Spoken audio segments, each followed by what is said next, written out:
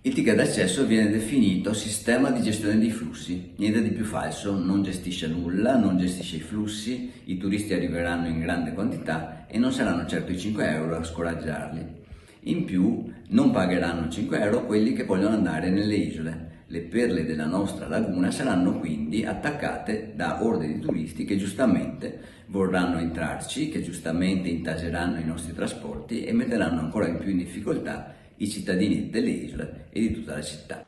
Ecco perché il 25 aprile, giorno in cui entrerà in vigore la fase sperimentale del contributo d'accesso per Venezia, l'opposizione, le associazioni, i comitati e molti cittadini manifesteranno il loro dissenso verso questa misura. Il fronte del no al ticket d'accesso è un fronte molto ampio, fatto di associazioni, movimenti, comitati, cittadini, insomma tanti che dicono no a una misura che limita la libertà delle persone, che tocca la privacy, che tocca quelle che sono le modalità normali di vita in una città.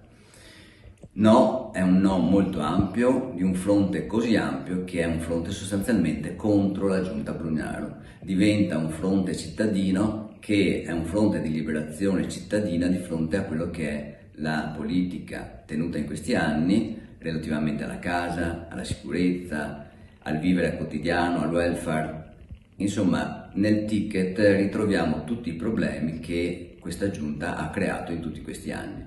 Sono varie le iniziative che potrebbero mettere in allerta amministrazione e forze dell'ordine sul fronte della sicurezza e varie le motivazioni. Il Comune vuole contingentare gli ingressi dei turisti. Noi invece vorremmo che il Comune si occupasse di più di residenzialità. Come si fa a contingentare gli ingressi? Per esempio limitando il fenomeno delle affittanze turistiche, cercando invece di dare più spazio ai residenti o a coloro che comunque vogliono avere casa a Venezia.